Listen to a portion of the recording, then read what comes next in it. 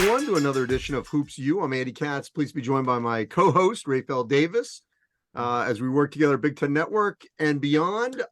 We are pleased to be joined by Bruce Thornton from The Ohio State University, averaging 18 a game, up from 10.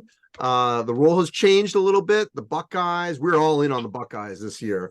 Playing great right now, a team that I think certainly could contend near the top of the Big Ten. Bruce, let me start off. What's the biggest difference with you and this team here in mid-December from a year ago? Our main focus every day is just to get better every single day. Just don't look too far ahead because you can get distracted, and also just don't get complacent. So every day we just take it day by day. Don't look too far ahead. Don't think too much about it. We just take it day by day, and I feel like doing that we just get better as a team. Yeah, but let me follow up. I mean, you're better. Like, you are a better basketball player. How did that happen? I'll just say the work that I put in the off season. I really dedicated this off season, this preseason. Then the confidence from my teammates, the coaching staff, the Buckeye fans in general, just thought like, you can do this. So when I had that confidence in me, I feel like I can do anything. Yeah, and Bruce, like what Andy is saying, and it's a testament too to one, your work you put in, but I saw you a bunch in high school just right down the street over in Milton. So I mean, a lot of the stuff you're doing now is stuff that you were doing then, and the game is starting to slow down for you. You know what I mean? Yeah. You're not even averaging a turnover. You know what I mean? So when did you feel the game started to slow down for you, and when did you start to feel like, all right, I'm here now? Not until last year, around like end of the season. First, the games were just so fast, like everything would just happen in one speed. But now this year, it really started in the offseason. Everything starts slowing down. Start seeing reads on defense. They're not so much fast. I can help others. I help the freshmen, even the new players that came to Ohio State this year. Just show everybody this is how we're gonna play basketball at Ohio State this year. Well, let me ask you this, just as a follow-up: how are y'all gonna play basketball at Ohio State this year different from last season? You're just gonna have a mindset. We're gonna play fast. We're gonna play aggressive. We're gonna be a tough-minded team this year. It doesn't matter how the game goes. We gotta be the same team every single night. Doesn't matter if it's a Big Ten team, a mid-major team, out of conference. We gotta have the same mentality. It gotta be the same standard each and every night, so you can build great habits for in-game, like big-time tournaments like the Big Ten championship and the NCAA. You know, a year ago, I think if you lost a game like the way you guys lost to A&M, good team at home, it snowballed a little. You guys bounced right back after that, go into a little MTE, you win that, you beat Alabama, you get off to a really good start in the Big Ten. I know you got more games here the rest of December before we get back into the Big Ten. And you got, Penn State still, but as we're talking here, what's the difference though with this group bouncing back from a loss that maybe didn't happen with that younger team a year ago?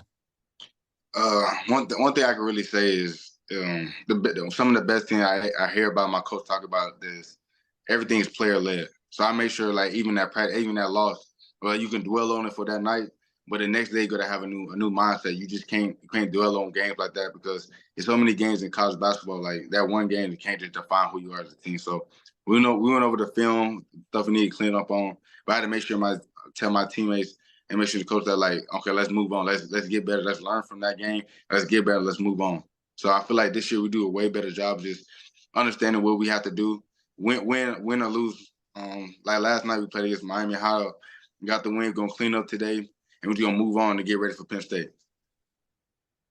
And Bruce, like your guy in the backcourt with you, Roddy, his game has improved, and he's getting more opportunity. Good player. I already knew he's a good player, but now he's getting more opportunity. And now he's doing it on both ends of the floor. Mm-hmm. What have you seen from him this offseason? Or because I know how players are, y'all chop it up. So what's kind of his mindset like coming into this year? Because he's been doing this thing. Ronnie's been great. He got here when I got here. So last year he was battling like a lot of injuries, a lot of stuff where he wasn't consistent every day in the offseason, the preseason. And so like in the season last year, so he would like play a lot sometimes, then it would be inconsistent. But this year, he have a definite role, especially what he did in the Big Ten tournament. So me and him really talked a lot how we want the team to look, how we want our Ohio State basketball to be looked at as a basketball program. So we really took that in consideration. We put so much work in the offseason and preseason. So we trying to make sure we just stay on top of our game to make sure show everybody how we play Ohio State basketball. Hey, Bruce, we're in a crazy era right now where it's almost free agency every year. So Sensabaugh goes to the NBA. Zed Key, obviously older guy, come back from injury.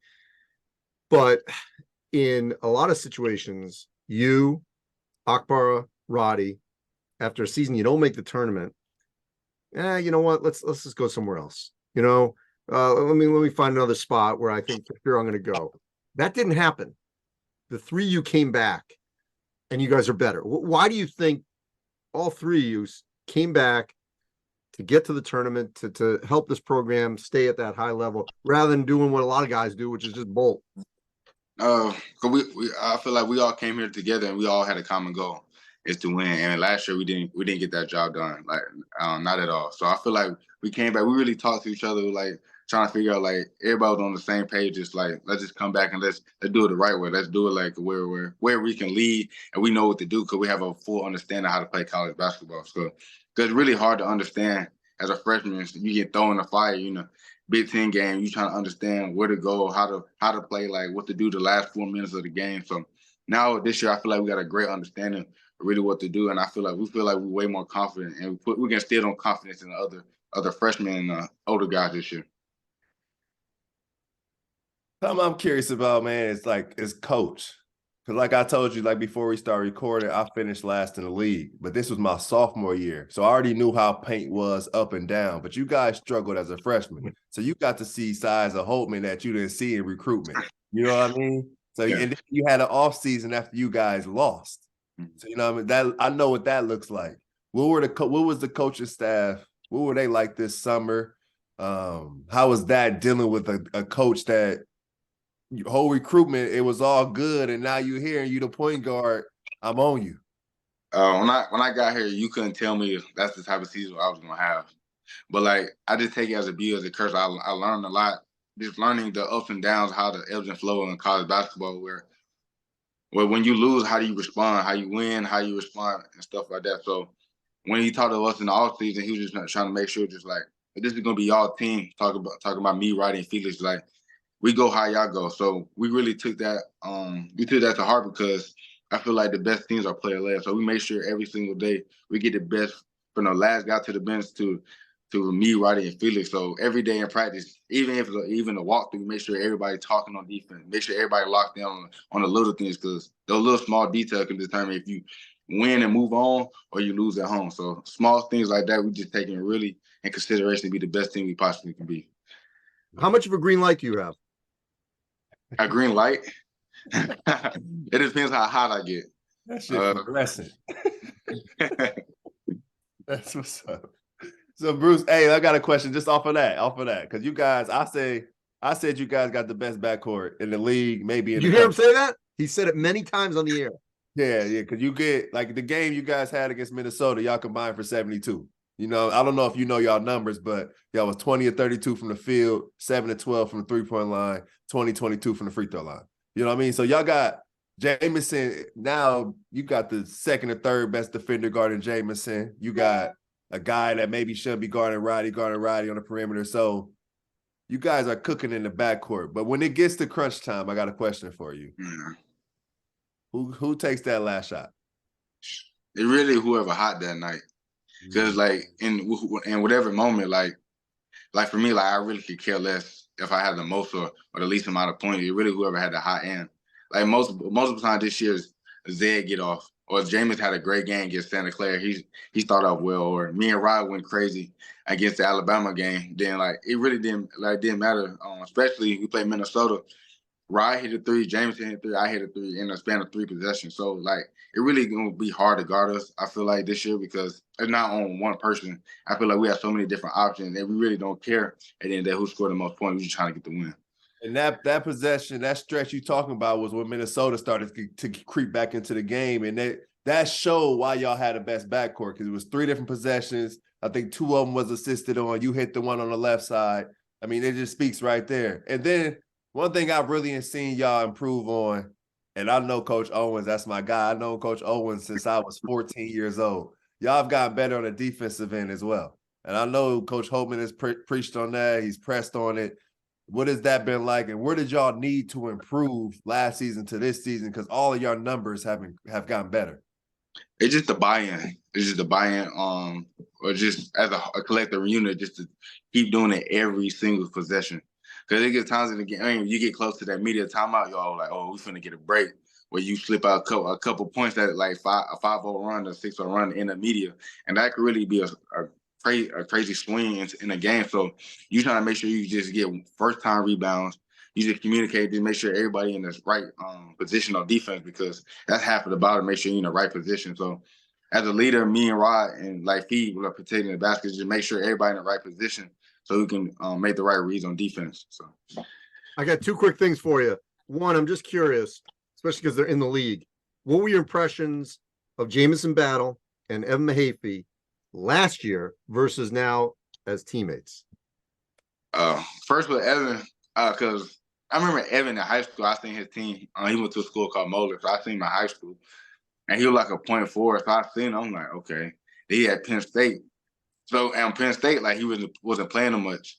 Then again, we played Penn State at Ohio State. He was playing the 5 and he was handling the ball. So I'm like, oh snap! Like I don't think we really wasn't ready for this, and he kind of hurt us that game a lot. Then we played Jamison on Hope to preach on it like a lot, because I didn't know who Jamison was. He's like a big time scorer, like he can get hot real quick. I said, okay. Then he started out the game against, we played Minnesota. He had like a quick 8. I like, okay, like. Then went through the portal. They said we might. Coach Davis said we might get a big time shooter.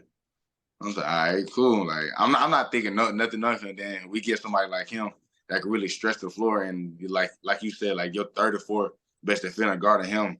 I like my chances every single time with Jamison. So having those two, because also Evan can initiate our offense for us. So that's another great thing for us that can really help us and keep the balance of our offense very smooth. So my quick follow-up is everyone's dream obviously is to win a title, but at the baseline is to play in the tournament. Yeah. And you didn't make it last year. And I don't know how long you're going to beat Ohio State, but I got to believe like you cannot leave college basketball without at least playing in the tournament. How much is that in your head? A lot. I mean, we grow up watching college basketball. That's the main thing you're looking forward to is March. I like to fill out brackets with my mom, my brother, just kind of figure out who's gonna be at the end. And one day that I just want to be a part of, just to have that experience of having an impact on March Madness. I feel like we have a great chance this year. And how much are you expressing and I asked this question because when I got to Purdue, it was right after Robbie Hummel and those dudes. So I'm seeing them dudes be top 5 in the country. I'm seeing Purdue basketball at its height. So I'm thinking you go to Purdue or you go to Ohio State, you just make the tournament. That was kind of what I just, you know what I mean? Like that's kind of, I'm coming here, we're going to make it. So like when you don't make it, I didn't make it my freshman year. And it's kind of like, well, goddamn. And then that next year, we didn't make it either. And then my junior year, it was one of those things where I sat the 5 freshmen down and we had to have a conversation. So have you guys expressed the importance of making a tournament, how hard it is to make the tournament to guys like a Scotty, to guys like a Devin? Because I think you guys are going to need those guys come February, March. Yeah. One thing I just expressed to them, like, but just cherish every win. Just cherish every win you possibly can, bro. Because, like, you think everything good, everything smooth. Like, you take it for granted. Next thing you know, like, you're going on a losing streak. Now you confused. Now everybody turning their backs against each other and stuff like that. I was like, just cherish every win. Like, make sure you prepare so hard that when you get in the game, that is like it's second nature. Like you don't have to overthink that. You just can play off instinct. So that's why I really tell the freshmen just like and just have fun with it at the end of the day.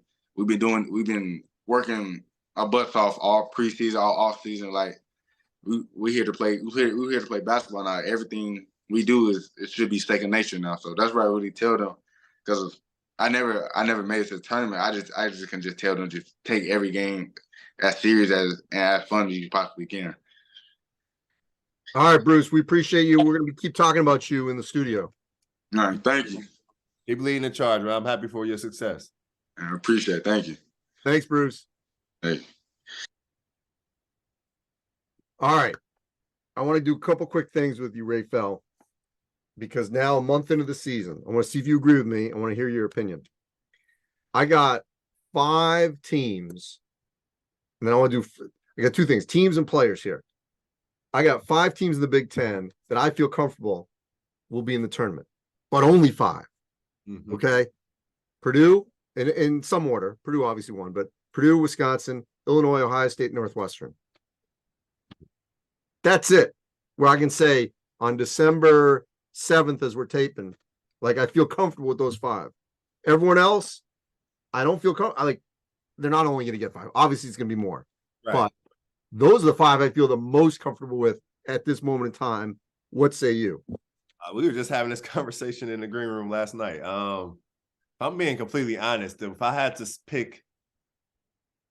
a gun to my head and I had to say these teams are going to make it, I'm only going 4. I'm going Okay. Purdue, Wisconsin, Illinois, Ohio State. I think I would say Northwestern will be right there, and then Michigan State will be right there. I think Michigan State figures it out. I think Cohen Carr is going to get better. You saw him the other night. He took a pull-up jumper. He's trying to get better in the half court. And I think Northwestern, I think Boo Buie can win them some games, but I just think and Purdue is the number 1 team in the country, but it took those guards to have the best games of their career all at the same time to make 10 threes, and Purdue still had to turn it over 17 times.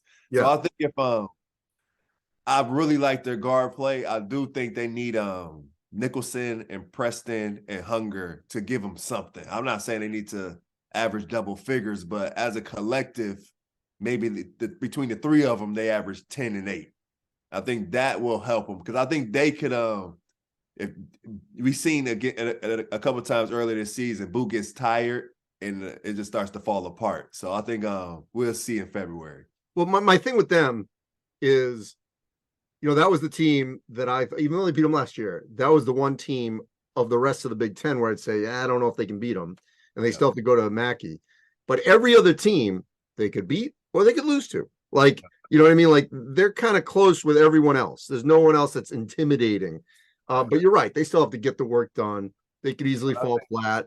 They could, lose these home games. We'll see. I think the Ryan Langborn that played against Purdue, that Ryan Lang is who they thought they were getting. I think if he can be, I think he's there because Brooks is going to give you what he gives you. But I think if Ryan can be, and he's not going to be 22 every night, but if he can be productive, if he can shoot the 3 at a 35-40% clip, then I'm giving it to him for sure. I think if you got 3 guys in Boo, Ryan, and Brooks, and then you just need Tiberi to be solid, and you need Nicholson just to give you something. And then I think they're definitely my 5th team right now for sure.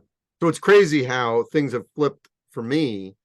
And I'm curious what you think on Illinois and Wisconsin and the positive side, because, Marquette's Marquette, but it still was a home loss. I wasn't sold on them. And what I saw in New York was so promising. I mean, Terrence Shannon's been consistent. Coleman finally gave him some. I know he's been hurt, but he did give him some. But if they can they don't need to get 33 out of Domask. Yeah. But if they can get, some productivity on a consistent basis, right, that's a game changer for them. I know they don't have great point guard play, but to have multiple scorers, and if Coleman can give them some, that's positive. And as for Wisconsin, obviously we talked after Providence. I thought, no way. The same thing as last year. They're going to be, but they have completely flipped the script to where they are now like a 3 or 4 seed. I mean, to go in and beat Virginia and SMU down in Florida, and then to beat Marquette at home, and then to win at Michigan State. They're heading to Arizona with house money because, this 3-game stretch of Marquette at Michigan State at Arizona, if you'd said 3 weeks ago, geez, I hope they can win 1. Now they're 2-0. I mean, like those 2 teams have, in my mind, have flipped where I thought they were 3 weeks ago. Yeah, for sure. And I think both teams have just had time to let their transfers grow. And you think just kind of, you look at some transfers and kind of in the same light you look at freshmen. It just takes freshmen to grow. It takes transfer to grow and learn the system. And even like Marcus Damask a couple of weeks ago, Coach Underwood is asking him to be more aggressive, asking him to shoot the ball more. And then he's saying in the press game conferences, Terrence Shannon is telling him, I need you to be more aggressive. I need you to be my Batman. I'm my Robin to my Batman, essentially. And this is a dude that scored over 1,600 points. So I think when you have a guy I don't care where you're playing college basketball, you score 1,600 points, that's a lot. So if he's drawing the second best defender every night, he's going to be able to make reads, get his own. The other night, he was 13 of 15 from 2-pointers. So he gives them a paint production that they missed in that Marquette game. They didn't have a paint production because, Dane didn't give him much. Coleman didn't give him much. So he gives them some paint production along with Terrence. His percentages don't tell the story from three. He's going to get even more open looks. And then those two guys, they're going to play well. But then Justin Harmon off the bench knocks down 2 threes. And then Luke Goody's shooting it well this season. So you look at that, and the biggest play of that game to me was Coleman's 3 at the top of the key. Yep. But the only reason it worked was because Terrence Shannon is a 46% three-point shooter. You can't help there. Luke Goody's around 45%. And then Justin's at 50%. Well, he hasn't shot a lot of them, but he already made 2 that game. So there's no way you can help off of anyone. And Coleman gets a wide open shot. And I think that's who Illinois can be offensively. And then I think I get with the point guard stuff, but I really think Ty Rodgers is the guard for them. I think when you have 2 guards, like a Domask and like a Shannon, I liken it to when it reminds me a lot about this team. Reminds me a bunch of Purdue in 2019. You think of Terrence Shannon, explosive scorer, gets fast, can make threes, just like a Carson Edwards, just bigger. And then you think of a Marcus Domask as a Ryan Klein, can make shots, can get the job done, older, heady player. And then I think Ty Rodgers is the perfect point guard for that bunch because those 2 guys don't need you really to set them up. You can call plays for them, they go get their own. And Ty Rodgers can guard a 1 through 4. So those 2 don't have to exert a lot of energy defensively. But I really like the Illinois team. And then for Wisconsin, AJ Storr. He's against Marquette, 13 points, Michigan State, 22. He's a big NBA body. He goes 4 for 6 from 3 against Michigan State. He can get downhill. He gives them an athleticism. I'm not comparing him to Johnny Davis, but he gives them. I think he's a better athlete than Johnny Davis. Yeah, he gives them a burst of athleticism. I'm not saying a better NBA prospect, but a better athlete.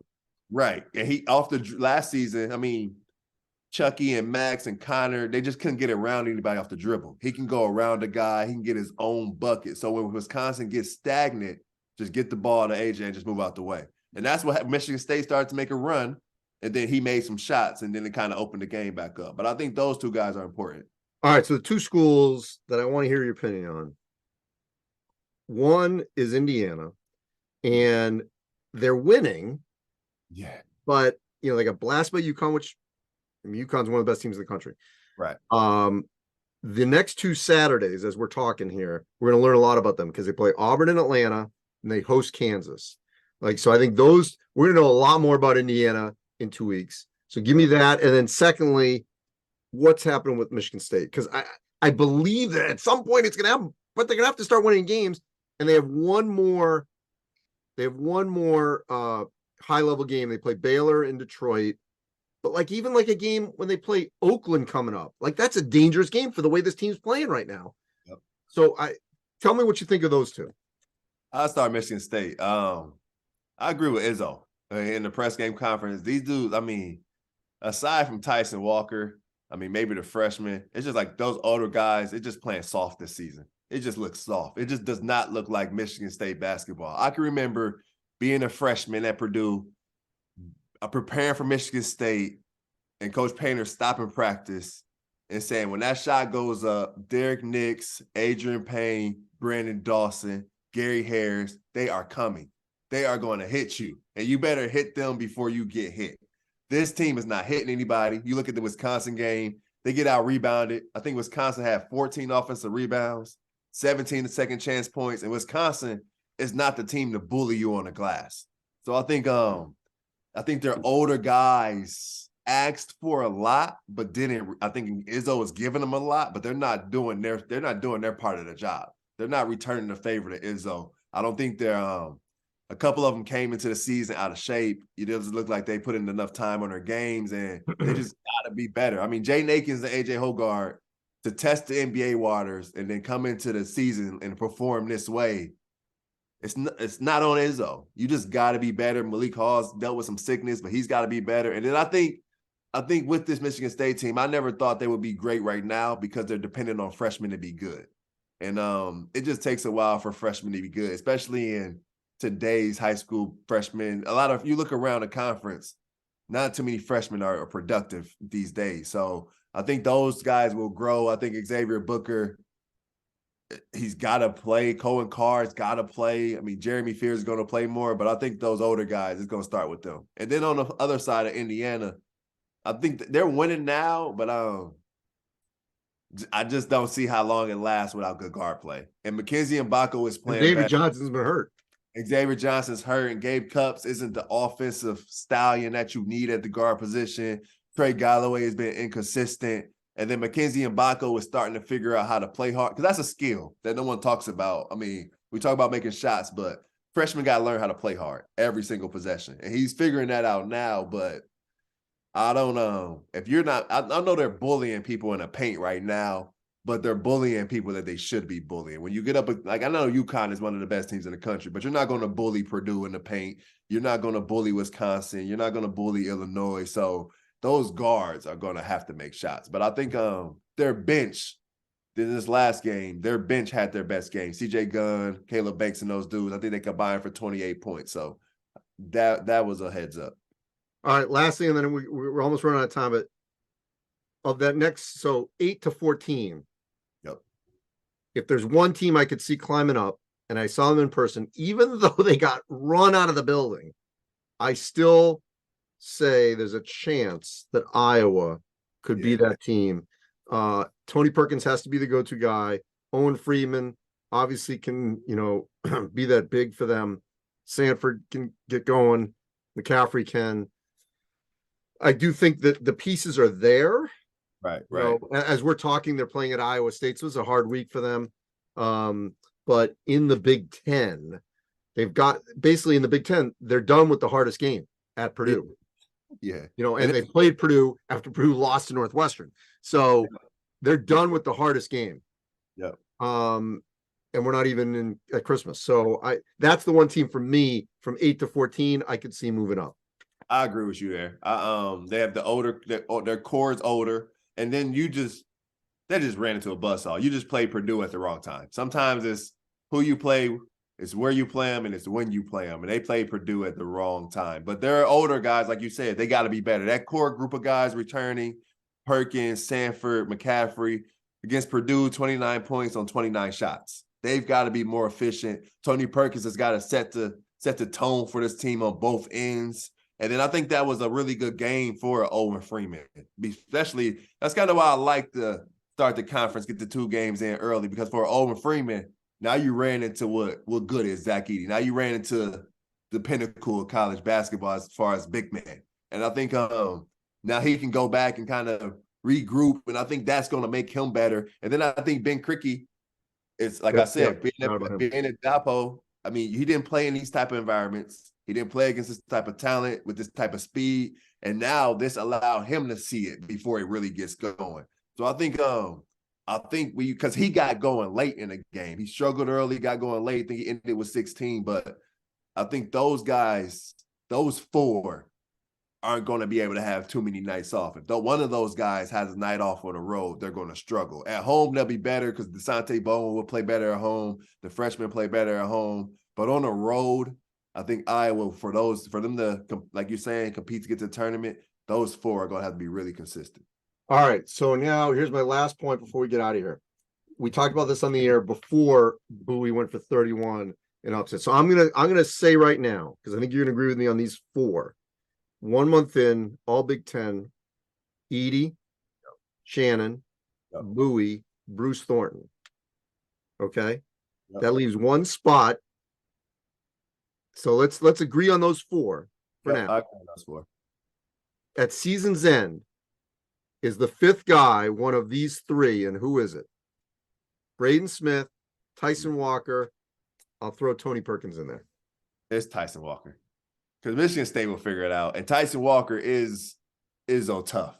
Tyson Walker is Michigan State tough. He's a Michigan State dog, and they're going to figure it out, and he's going to be a big reason why. Even right now, I mean, they're kind of running my guy into the dirt. He's carrying him right now. Even getting back into – he started the game against Wisconsin 0 for 5, then he finished it 9 for 15 and had 20 points or something like that. So he's going to be a guy that's going to have the numbers, and then once they start winning, he's going to be at an All-American level. Because I just think you get Cohen Carr to figure out how to be productive in the half court, Michigan State's going to be top 5 good. I think he and I don't want to put a lot on a freshman, but he brings athleticism. He brings he doesn't just stand still on perimeter. When Tyson has the ball, he's dribbling, he's driving. Cohen is cutting. When that ball goes up, he's coming for tip back dunks. But I think it's Tyson. I think it's Tyson. Tyson's my guy. All right. We're getting a lot to talk about this. All right. I will see you in the studio. As always, great. We're back in a little bit of a routine, kind of a crazy schedule over the last couple of weeks. As always, we check out HoopsU. We got a lot on Instagram, and we're just going to keep going here throughout the course of the season. Appreciate you, Raphael. Thank you. I appreciate you, Andy. Have a good one. Okay.